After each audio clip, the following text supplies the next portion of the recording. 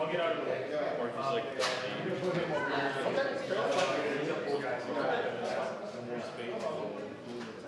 yeah, he's the pool. he gets priority. All right.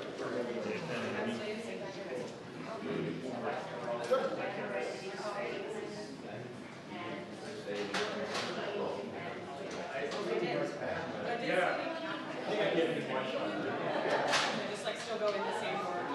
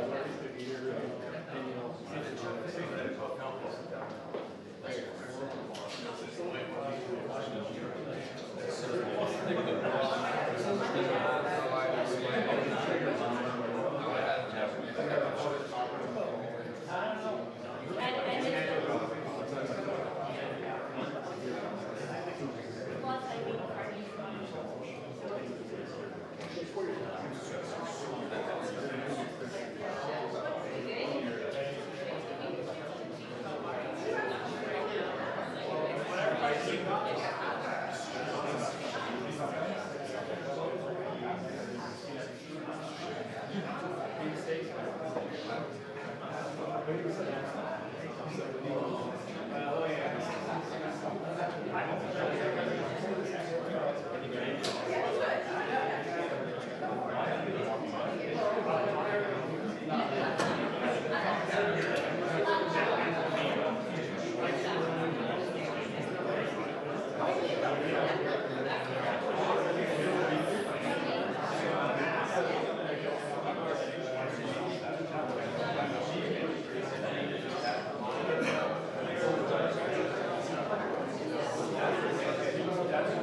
gonna go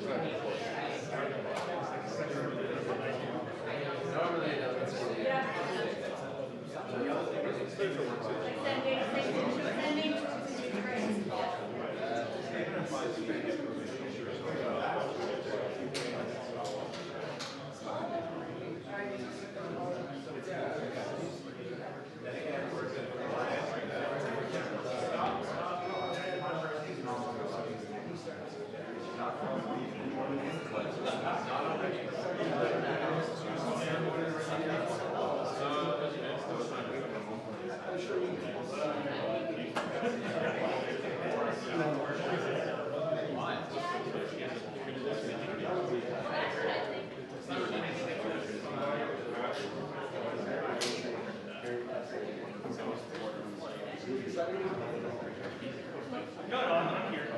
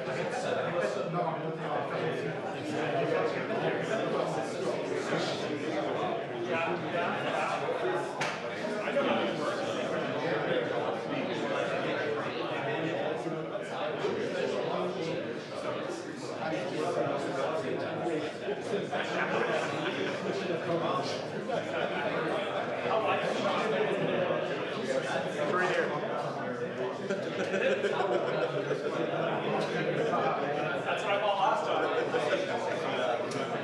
You gotta stay on the camera to the edge of the window. Yeah, that's right. This time it'll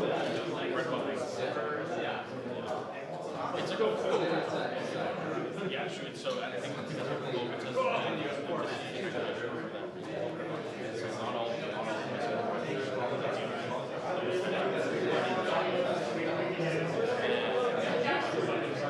Just getting first, and I was like, she was born in so they gave her a citizenship. So I went and I talked with her. I sent it to you.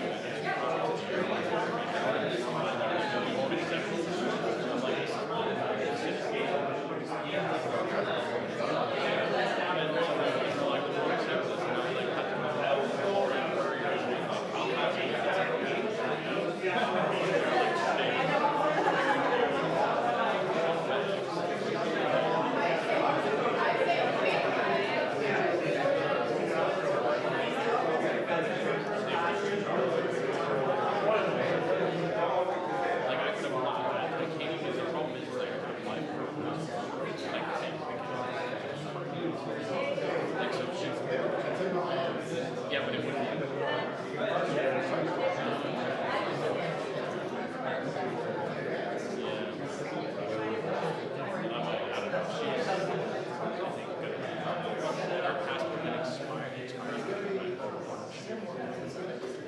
To add to the literature.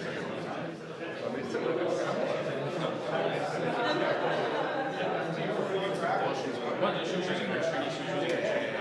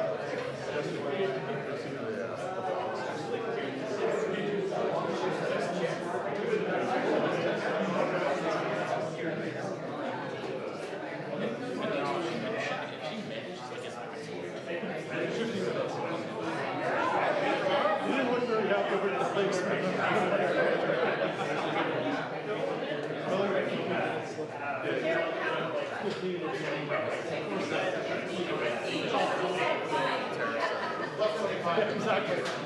Yeah. Jordan, you're here?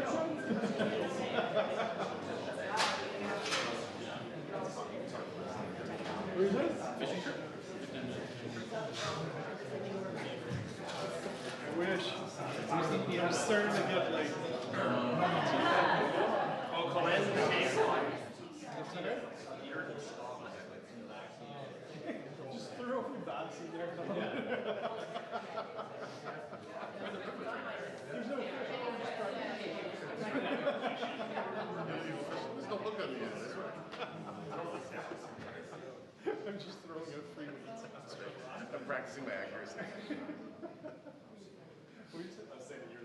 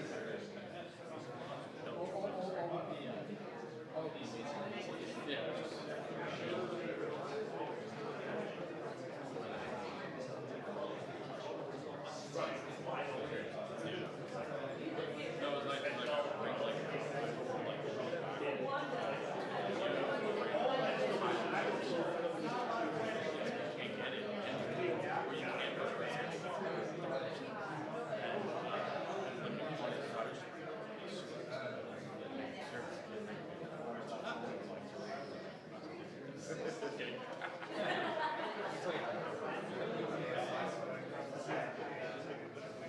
No reverse it. Like, you literally just show you something.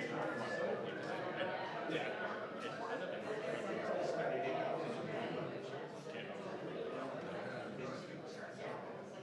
But like, I want to do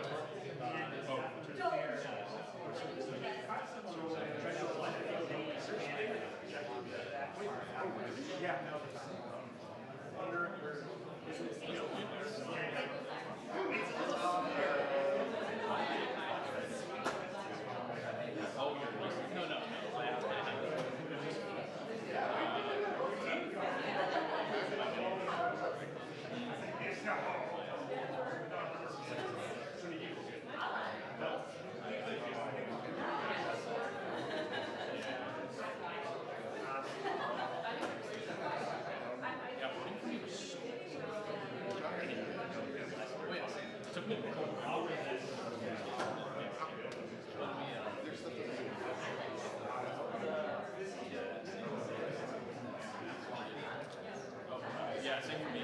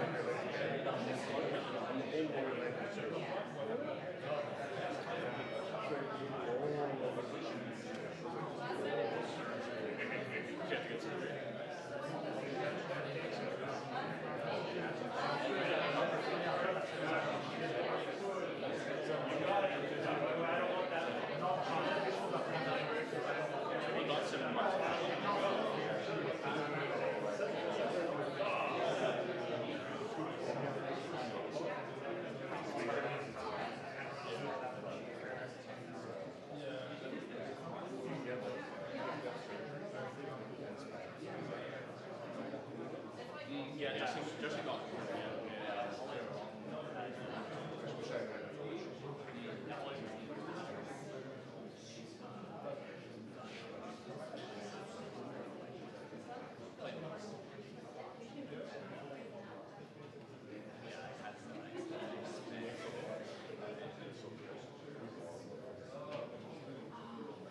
yeah, Justin got one on his birthday, and it was like, it's just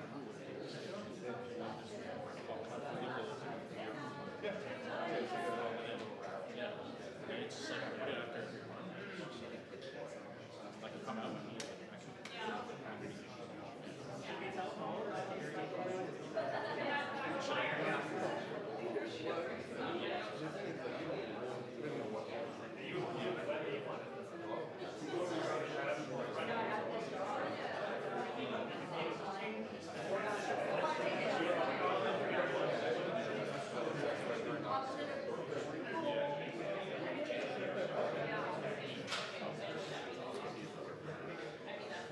yeah, because I run it.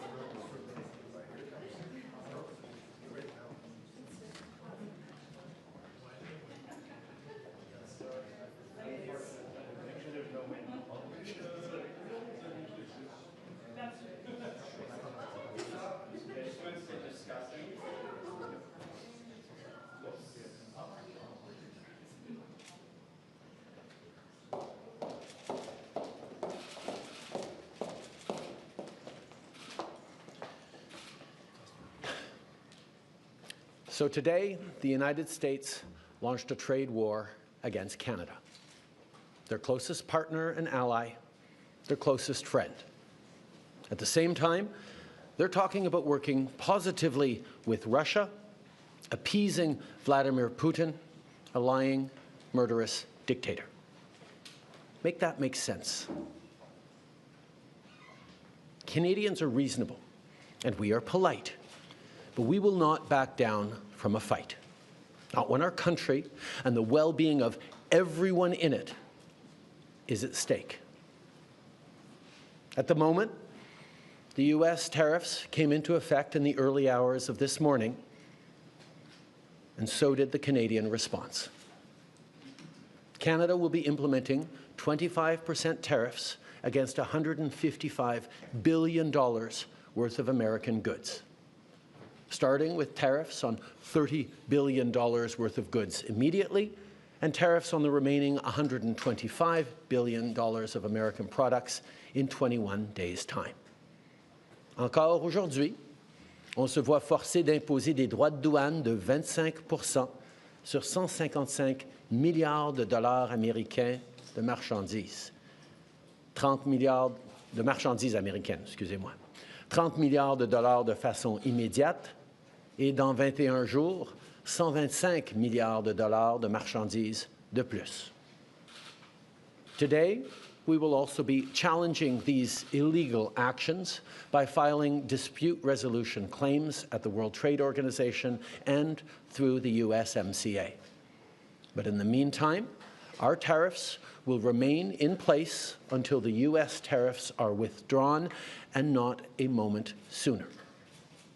And should these tariffs not cease, we are in active and ongoing discussions with provinces and territories to pursue several non-tariff measures, measures which will demonstrate that there are no winners in a trade war. Now, just like I did a month ago, I want to speak first directly to the American people. We don't want this. We want to work with you as a friend and ally. And we don't want to see you hurt either. But your government has chosen to do this to you. As of this morning, markets are down, and inflation is set to rise dramatically all across your country. Your government has chosen to put American jobs at risk, at the thousands of workplaces that succeed because of materials from Canada or because of consumers in Canada, or both. They've chosen to raise costs for American consumers on everyday essential items like groceries and gas, on major purchases like cars and homes, and everything in between. They've chosen to harm American national security, impeding access to the abundant critical minerals, energy, building materials, and fertilizers that we have and that the United States needs to grow and prosper. They've chosen to launch a trade war that will, first and foremost, harm American families. They've chosen to sabotage their own agenda that was supposed to usher in a new golden age for the United States. And they've chosen to undermine the incredible work we've done together to tackle the scourge that is fentanyl, a drug that must be wiped from the face of the earth. So on that point, let me be crystal clear. There is absolutely no justification or need whatsoever for these tariffs today. Now, the legal pretext your government is using to bring in these tariffs is that Canada is apparently unwilling to help in the fight against illegal fentanyl. Well, that is totally false. Let's look at the facts. Our border is already safe and secure. Far less than 1% of fentanyl flows and less than 1% of illegal crossings into the United States comes from Canada. But we acted. because we know we can always do better. We responded to concerns, including from the President, by implementing an ambitious $1.3 billion border plan. A border plan that includes generational investments in new AI and imaging tools to stop the flow of fentanyl in its tracks, stronger coordination and information sharing with American agencies, along with the deployment of drones, helicopters, and additional personnel to keep our border secure. Now, a month ago, as part of an agreement with the United States that paused the tariffs, we made further commitments. We appointed Kevin Brasseau as our fentanyl czar, a man who dedicated his multi-decade career in law enforcement to combating organized crime networks and drug trafficking. We designated 7 drug cartels, sick, evil groups who cynically profit off the pain and suffering of people on both sides of the border, as the terrorist organizations that they are. And just yesterday, we launched a new joint operations partnership supported by a $200 million investment between Canada's security and law enforcement agencies, a partnership that will enhance the coordination of information and intelligence in order to thwart criminal gangs involved in the illegal fentanyl trade. And critically, our actions are working. As the U.S. Customs and Border Protection just acknowledged, there was a 97% drop in fentanyl seizures from January compared to December, to a near zero low of less than half an ounce seized in January, even with all the further enforcements and actions we've taken at the borders. In sum, we stepped up. We engaged closely and constructively with the President and his administration. We did everything we promised. We stuck to our word. And we did it because we believe in working together to protect our citizens. Now I want to speak directly to one specific American, Donald. In the over 8 years you and I have worked together, we've done big things. We signed a historic deal that has created record jobs and growth in both of our countries.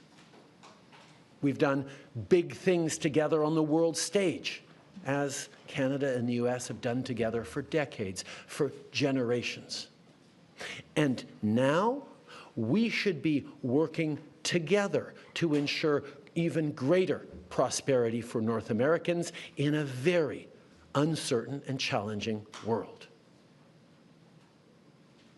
Now, it's not in my habit to agree with the Wall Street Journal, but Donald, they point out that even though you're a very smart guy, this is a very dumb thing to do. We two friends fighting is exactly what our opponents around the world want to see. And now, to my fellow Canadians, I won't sugarcoat it. This is going to be tough, even though we're all going to pull together, because that's what we do. We will use every tool at our disposal so Canadian workers and businesses can weather this storm. From expanding EI benefits and making them more flexible to providing direct supports to businesses, we will be there as needed to help. But Canada, make no mistake, no matter how long this lasts, no matter what the cost, the federal government and other orders of government will be there for you. We will defend Canadian jobs. We will take measures to prevent predatory behavior that threatens Canadian companies because of the impacts of this trade war, leaving them open to takeovers. We will relentlessly fight to protect our economy. We will stand up for Canadians every single second of every single day, because this country is worth fighting for. Les derniers mois ont été stressants et honnêtement épuisants pour nous tous. Mais je crois qu'on peut être rassuré par l'incroyable solidarité dont on a tous été témoins entre nous. Solidarité entre nos entreprises, nos syndicats, notre société civile, les communautés autochtones et tous les Canadiens. L'ensemble de la société canadienne parle d'une seule voix pour qu'on se fasse entendre de nos partenaires américains pour illustrer que l'imposition de droits de douane, c'est une très mauvaise idée. En même temps, on travaille à l'interne pour faire tomber les obstacles au commerce entre nos provinces et territoires. On travaille pour rejoindre de nouveaux marchés à travers le monde, pour bâtir une économie toujours plus forte et plus résiliente. Dans les dernières années, j'ai eu plusieurs occasions de discuter avec des leaders du monde entier. Mon message est toujours le même. Le Canada est un partenaire fiable et notre porte est grande ouverte. Dans les dernières semaines, on a aussi redoublé d'efforts pour renforcer nos liens avec le Mexique, qui a lui aussi été frappé par ces tarifs. Ensemble, on va chercher de nouvelles façons de collaborer et de s'appuyer l'un sur l'autre pour faire face à cette menace. Face à l'incertitude, face à l'inquiétude, les Canadiens ont fait preuve de tellement de solidarité. Je vous ai vu partager des listes de produits canadiens pour aider vos proches à appuyer les entreprises d'ici. Je vous ai vu changer vos plans de vacances et opter pour des magnifiques destinations touristiques qu'on a ici chez nous, au Canada. Je vous ai vu redoubler d'efforts pour soutenir nos petites entreprises et nos travailleurs. Je vous ai vu vous porter à la défense de notre culture et la faire rayonner. Je vous ai vu encourager nos athlètes avec une ferveur sans précédent. Moi qui croyais que je ne pouvais pas être plus fier de notre pays et de mes compatriotes. Mais j'ai encore quelque chose à vous demander. Lâchez pas. C'est le moment de redoubler d'efforts, de se tenir debout pour notre pays, de faire tout ce qu'on peut pour choisir le Canada, pour défendre le Canada. On va passer ensemble à travers des moments difficiles. Mais après vous avoir vu aller dans les dernières semaines, j'ai jamais été aussi optimiste quant au futur de notre beau pays, malgré tous les défis qu'on va être en train de vivre ensemble. Le Canada reste le meilleur pays sur Terre. On a tellement de raisons d'être fiers de notre chez-nous, de ces quelques arpents de neige. Mais surtout, je suis fier de notre capacité à nous serrer les coudes quand vient le temps. Les Canadiens ont différentes origines, différentes langues, différentes croyances. Mais quand vient le temps de défendre notre pays, on le fait d'une seule voix, main dans la main. À travers vents et marées, les Canadiens peuvent toujours compter les uns sur les autres. Now, we've been through tough spots before. But every time we've faced long odds and seemingly insurmountable obstacles, we've not only survived, we've emerged stronger than ever. Because when it comes to defending our great nation, there is no price we all aren't willing to pay. And today is no different. Merci beaucoup, mes amis. Thank you very much, Mr. Prime Minister. Merci beaucoup. We will now take 20 minutes of questions. Nous prendrons 20 minutes de questions. One question, one follow-up. Une question, un suivi. Merci. Hi, Prime Minister. Tom Perry with CBC. You're reaching out to the President today. You're speaking directly to him. We heard from U.S. Vice President J.D. Vance, who says that Donald Trump will be speaking to Canadians. And he also says that he wants to see more progress on fentanyl. So my question to you is, do you have any conversation scheduled with Donald Trump in the coming days? Is that something maybe your successor should do? And do you really believe that this is about fentanyl, or is there something larger at play here? I have offered to speak to Donald over the past number of days, and I expect to speak with him in the days to come. I'm always there to talk with him about the importance of working together to take on the world at this time. The facts show very clearly that in terms of taking action on fentanyl, we are doing everything that is necessary, and not just for the United States, for ourselves as well, as Canadians are suffering as well from the scourge that is illegal fentanyl. We have laid out extensive plans, actions, cooperations, including as recently as the past days in Washington, and they have always been very well received. And the numbers bear that out.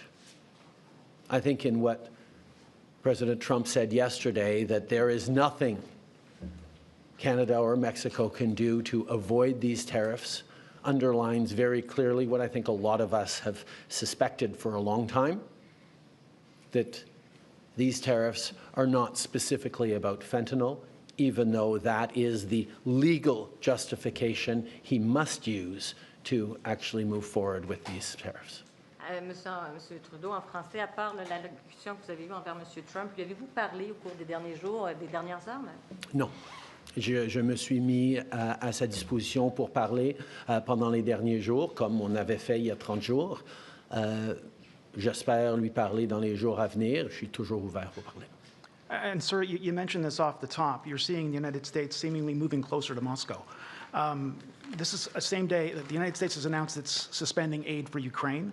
The Kremlin just said that U.S. foreign policy now is in alignment with Russia. So how do you successfully, or your successor, successfully negotiate with a president who seems to regard his friends as his enemies and his enemies as his friends? In this regards, Canada and Canadians are very clear. We know who our friends are. We know who our opponents are. And there is no question that Vladimir Putin and his attack not just on Ukraine, but on the rules-based international order, on the founding principles of the United Nations, is an opponent of Canada. I think the question that we all need to be watching closely is, what do the American people think? How do Americans feel about jettisoning one's friends and allies in favor of a country that has never wished Americans well and continues to act in ways that harm the global economy and specifically the American economy and American values and principles? Bonjour, M. Trudeau. Valérie Gavage de Radio-Canada. J'aimerais vous entendre sur les programmes d'aide. Au Québec, on parle de 160 000 emplois qui pourraient être perdus. M. Ford a dit ce matin, dans 8 à 10 jours, il y aura des mises à pied dans les usines d'auto. Est-ce qu'il y a quelque chose sur la table aujourd'hui qui peut être annoncé pour les Canadiens, ne serait-ce que de limiter le délai pour avoir accès à l'assurance-emploi? Il y a des choses qu'on va regarder immédiatement sur l'assurance-emploi, mais je veux rappeler aux gens que notre but, c'est pas de trouver des façons pour que les Canadiens puissent passer à travers de ces moments difficiles, c'est d'empêcher ces moments difficiles de durer plus que le temps minimum nécessaire. Si on peut faire enlever ces tarifs demain, c'est ce qu'on va essayer de faire. Notre priorité, c'est de mettre fin à cette guerre économique. Et le fait que des Américains, dès aujourd'hui, font faire face à des mises à pied, vont faire face à des problèmes au niveau de leurs produits de consommation, va nous aider à mettre fin à ces défis le plus rapidement possible. Mais effectivement, on est en train de regarder toutes sortes de choses que nous pourrons faire si effectivement ces tarifs durent plus longtemps qu'une journée ou deux, même avec des actions quasiment immédiates sur l'assurance-emploi qu'on va regarder aujourd'hui même. I think the thing to remember first and foremost, as we reflect on the impacts on Canadian workers and Canadian jobs and businesses, is that, first of all, there will be similar impacts on Americans losing their jobs, American families paying more for basic goods that they rely on at a time where times are tight everywhere. But our focus has to be on getting these tariffs lifted as quickly as possible. What can we do in the coming days is our focus to make sure that these tariffs don't last a second longer than necessary. So we will be looking at, including looking in the coming day at things we can do around adjusting EI to support people through this difficult time. But our priority has to be not on figuring out how to manage through these tariffs over the coming days and weeks and months, but on doing everything we can to get them lifted and put an end to this unjustified trade war that hurts American families and Canadian families. On a l'impression que vous n'avez plus beaucoup de cartes dans votre jeu. Est-ce que de devancer la renégociation de la CEUM fait partie des plans actuellement plus que jamais? Actuellement, dans les conversations avec le président, c'est pas très clair ce qu'il veut exactement. Ou peut-être la seule clarté, c'est ce qu'il a dit à multiples reprises, que son but, c'est de faire écrouler l'économie canadienne pour ensuite pouvoir parler d'annexation. C'est ce qu'il veut. Alors, je ne sais pas quelle négociation on pourrait entamer actuellement pour éviter, pour lui convaincre que ce n'est pas ça son but. Notre réponse aujourd'hui est ancrée dans le fait de démontrer à quel point nos économies sont interreliées. Et si on crée des barrières entre nos économies, les familles des deux côtés de la frontière vont souffrir. Pour démontrer qu'on devrait être en train de faire des choses ensemble. Et pendant qu'il fait le choix de vouloir ruiner l'économie canadienne,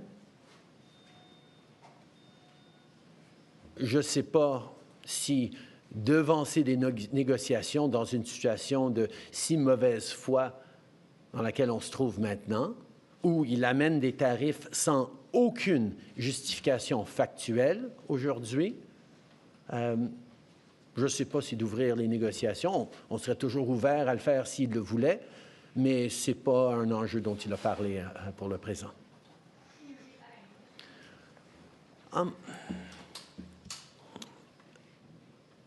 I'm just trying to remember. What was that? Cosma, that's right.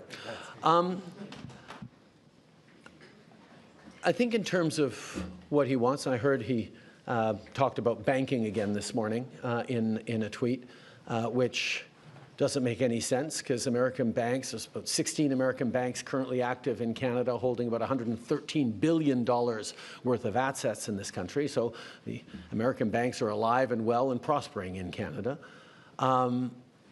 It's an example of not really being able to see what it is that he wants, because even the excuse that he's giving for these tariffs today of fentanyl is completely bogus, completely unjustified, completely false. So we actually have to fold back on the one thing he has said repeatedly, that what he wants is to see a total collapse of the Canadian economy, because that'll make it easier to annex us, is the second half of his thought. Now, first of all, that's never going to happen. We will never be the 51st state. But yeah, he can do damage to the Canadian economy, and he's started this morning. But he is rapidly going to find out, as American families are going to find out, that that's going to hurt people on both sides of the border. Americans will lose jobs. Americans will be paying more for groceries, for gas, for cars, for homes, because we have always done best when we work together. So we are, of course, open to starting negotiations on the customer review, but let us not fool ourselves about what he seems to be wanting. And I will admit, I have been holding out hope that these tariffs were just a clever negotiating ploy that would have the impact that they're having now without even bringing them in over the past weeks, as we've seen order books dry up for Canadian companies from American customers, as we've seen expansion plans in Canada put on hold, as we've seen people choosing to invest in the United States over the past weeks because of the threat of tariffs. But now that he's moved forward with tariffs, we're going to see the real impact of a trade war between our two countries. And that impact will be to hurt American families. Prime Minister Tonda McCharles with the Toronto Star. I hope you can be as specific as possible for a number of these points. Everybody's looking to what actually you're going to do. In your statement last night, you referenced non-tariff measures, and I want to know exactly what you're prepared to contemplate there. And given that your likely successors, both Carney and Poilievre, have said it should be dollar-for-dollar retaliatory tariffs, that's on $600 billion worth of American imports. If you were to do that, is that on or off the table? I will be sitting down, as I have every week for the past many, many weeks, with the premiers this afternoon to talk about our individual, combined and collective response to this. As we've put on the table, the federal government has $155 billion worth of tariffs that we can move forward with immediately and that we will be moving forward with both now and 21 days from now to give Canadian companies time to adjust their supply chains to not be overly impacted by this. But there are many other things that have been surfaced by different premiers in different approaches that we can look at. One, for example, is around purchasing and around suppliers and around contracts, whether it's municipal, provincial, or federal, with American companies. There are many different things that we've been looking at, and that conversation with the premiers this afternoon is going to be very, very important. But I can tell you what we have seen is Canadians across provinces and territories, across political lines, are united in knowing that this is a time to hit back hard and to demonstrate that a fight with Canada will have no winners. And the sooner we can get past this fight, back to working together to take on the world, as our two countries always have, the better we'll all be. To what extent have you turned or gotten cooperation from any other allies to exact more pain on the U.S., to accelerate getting to a solution? And are you concerned that Mexico appears to be trying to do their own thing maybe next Sunday? Where are you with any guarantees you've got allies? I've just spent quite a bit of time over these past couple of weeks meeting with European and international allies to talk about a number of different things, including standing up for the rules-based order by defending Ukraine, but also being there for each other in a more challenging and uncertain world. And I can tell you that every country is very, very aware that if the American government is willing to do this to their own closest ally, neighbor, and friend, everyone is vulnerable to a trade war. And our ability to work together thoughtfully and strategically to make sure we're supporting our citizens, we're doing things together in a more diversified way is something that is on the mind of all of our allies. En français, vous en êtes où dans les discussions avec les alliés, que ce soit européens ou mexicains? Comme vous savez, au cours des dernières semaines, j'ai eu beaucoup de conversations en personne avec plusieurs de nos alliés et nos amis européens et à l'international. Tout le monde est inquiet. Ils savent très bien que si les Américains sont prêts à faire ça au Canada, leur allié le plus proche, leur partenaire le plus interconnecté, tout le monde est à risque. Et notre capacité, donc, de travailler ensemble, d'en faire plus ensemble, de diversifier nos chaînes d'approvisionnement de façon encore plus délibérée. Est une conversation qu'on est en train d'avoir et vont continuer d'avoir avec nos alliés. Avec nos partenaires mexicains, on continue à être en contact étroit avec eux et on va continuer de regarder comment on peut faire des choses ensemble, comme j'ai dit, pour ne pas souffrir plus que nécessaire avec ces actions américaines. Thanks. Hi, Prime Minister. Rachel Haynes from CTV National News. As we know, the Liberal Party is going to be picking a new leader over the weekend. But when is it going to be your last official day as Prime Minister? That will be up to a conversation between the new leader and myself to figure out how long a transition is needed. It should happen reasonably quickly, but there's a lot of things to do in a transition like this, particularly at this complicated time in the world. Ma dernière journée sera déterminée une fois que le nouveau chef du Parti libéral sera choisi. C'est une conversation sur combien de temps vont être nécessaires pour la transition. Il y a énormément d'éléments à considérer, mais je sais qu'on veut faire ça assez rapidement. Thanks. So it sounds like it won't be immediately on March 9th or March 10th. So it sounds like you'll probably still have some time remaining to put in some more actions on this. Is one of those things that you're considering going to be taxing oil, gas, and potash exports, even if premiers don't consent to that?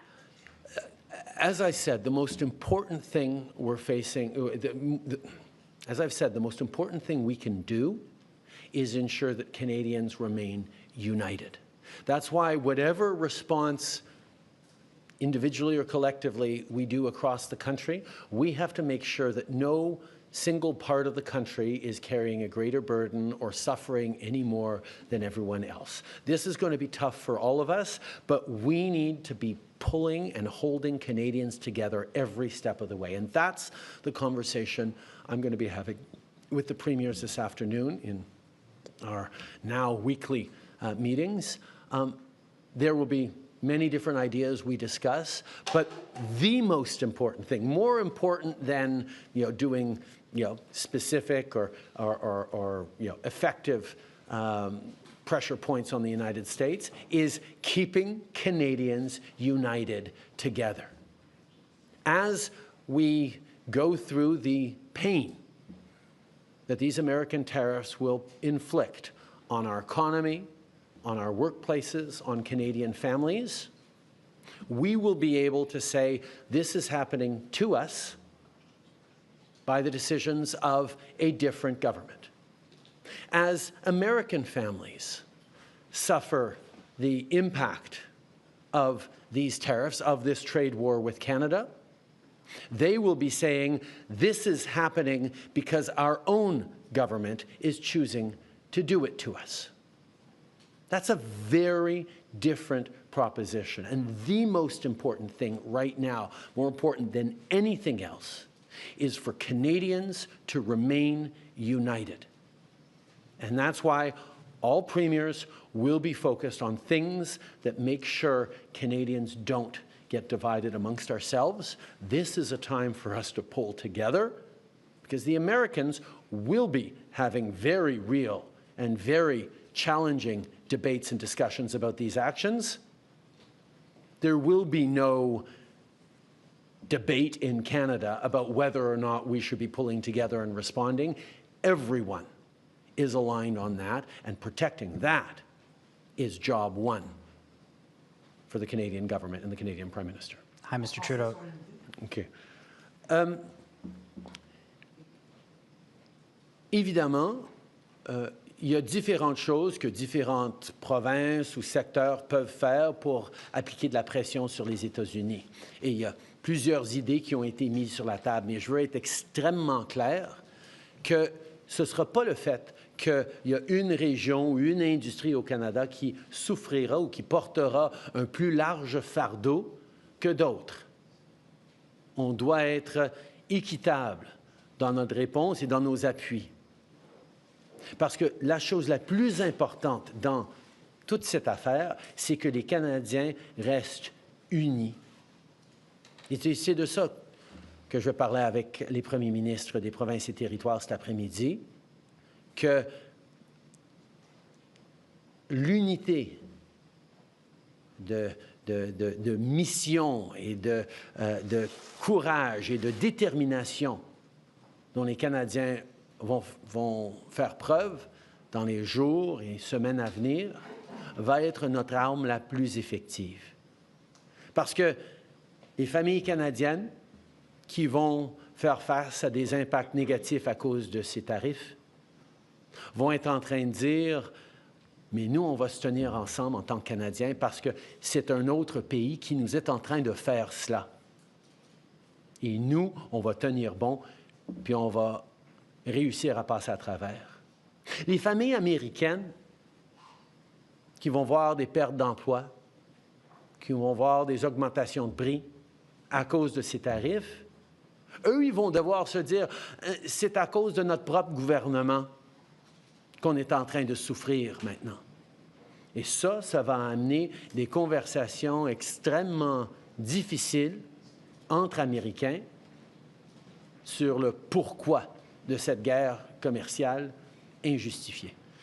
We will take one last question and follow up. Thank you. Hi, Mr. Trudeau. Mackenzie Gray with Global. You mentioned the markets earlier. Someone who knows a thing about them, Warren Buffett, came out and said that these tariffs could be viewed as an act of war. Does the Canadian government believe these tariffs from Donald Trump is an act of war from the U.S.?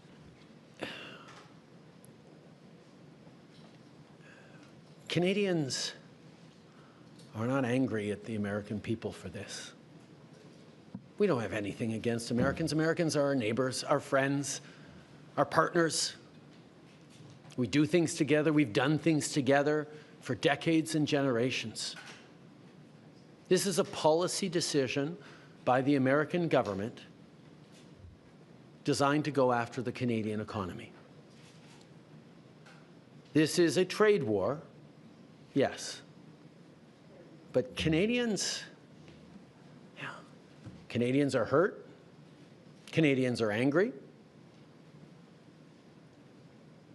We're going to choose to not go on vacation in Florida or Old Orchard Beach or wherever.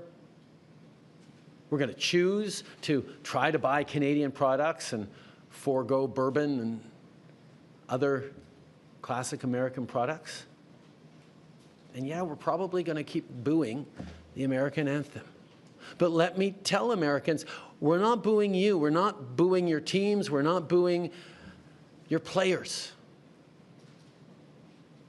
We're booing a policy that is designed to hurt us. And we're insulted. And we're angry. But we're Canadian, which means we're going to stand up for each other. We're going to fight. And we're going to win.